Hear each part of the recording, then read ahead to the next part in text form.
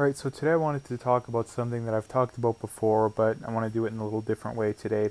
And it's talking about the gender pay gap, or the non existent gender pay gap, in that women in their 20s actually earn more than men in their 20s.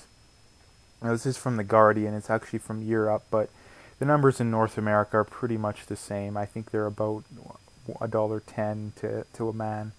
So one of the main reasons I think that this happens is because there's more of a demand for women because women are more likely to get college degrees, maybe not as much more likely to get the ones that you actually want. I think women would be a lot more likely to get the arts degrees, kind of the ones that are not really worth getting if you're anyone who, if you're a rational person, I guess. They're kind of the pointless degrees to get.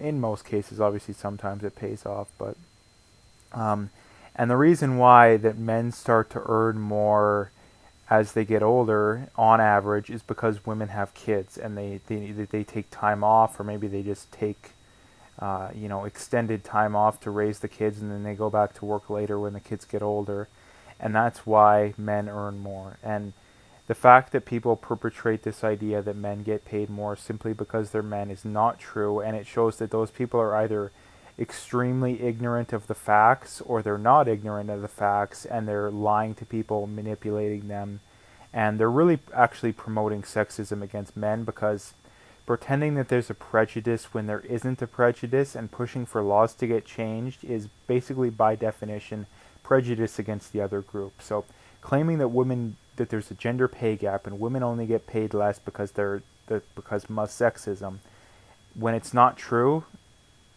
and passing laws to help fix this imaginary problem is sexist against men because it artificially raises women's value, and it artificially deflates men's value because obviously when these laws are passed, they're going to have more women hired. They're going to have more women hired for more high-level positions, all that kind of stuff. Not only that, they're probably going to give women more time off if they want to have kids, all this kind of stuff. So this really just hurts men, and I wanted to talk about this because this is just another example that disproves the gender pay gap, that if there was a gender pay gap, then it should be consistent no matter how old the women are. And considering that it shows this, it's just another, I mean, not that we didn't have enough proof to begin with, but it's just another thing added on to the list of women earn less on average because of mums. The gender pay gap is basically entirely explained by the fact that women have kids, men don't. And it's impossible for a man to have a kid. Men can't breastfeed. Women on average tend to be better at raising young children because they've been doing it for thousands of years and men haven't.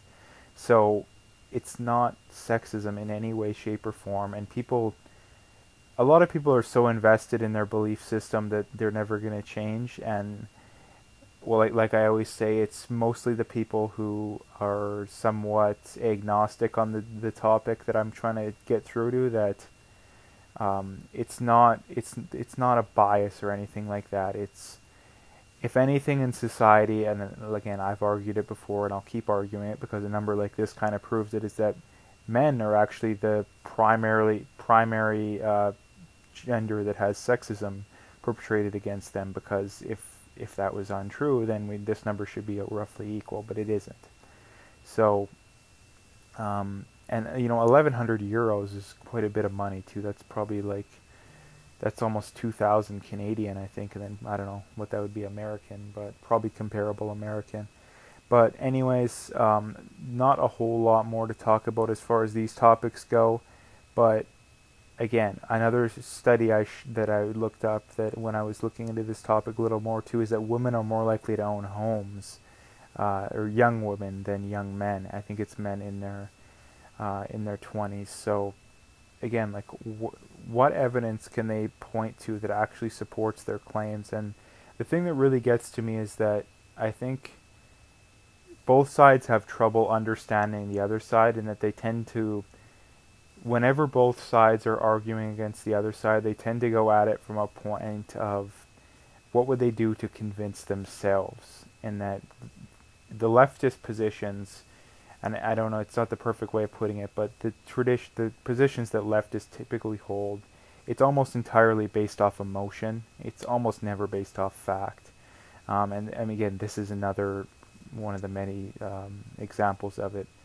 It's almost entirely based off emotion. A lot of times they'll tell you it's facts, but their facts are very picky, choosy, and generally a lot of times they're not facts anyways. They're BuzzFeed opinion articles that people are putting as a fact or something along those lines. And people on the right tend to be convinced more through reason and evidence, in that we'll point to studies and this kind of stuff, or samples, and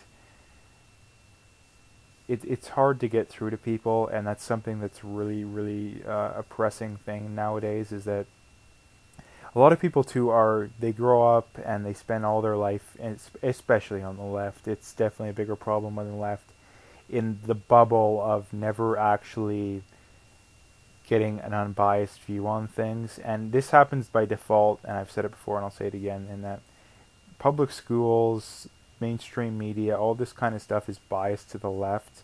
So people who say that the average person on the left and the average person on the right's biases are almost the same, they're either ignorant or they're lying, because again, public schools biased to the left, mainstream media biased to the left, and like I said, even if you don't watch the mainstream media, most news topics are still filtered through the mainstream media. So maybe you're getting an independent perspective on things, it's still filtered through the mainstream media.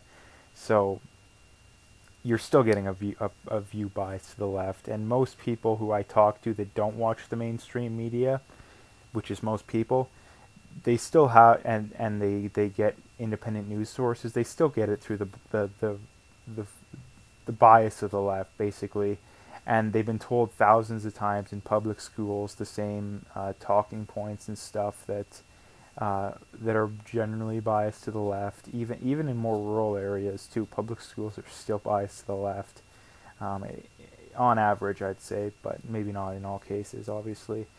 But like I said, that's about it as far as this topic goes. I didn't want to talk too much, but this is just another example of the gender pay gap being debunked, in that if the gender pay gap was true, then this number should be the reverse, when in reality it isn't. And that just supports my hypothesis that in society it's men that face the majority of sexism nowadays. So just remember that when anyone tries to argue with that if the gender pay gap is true, if sexism generally goes against women, then we should see the opposite of what this study says. And I mean, you can look up other ones too.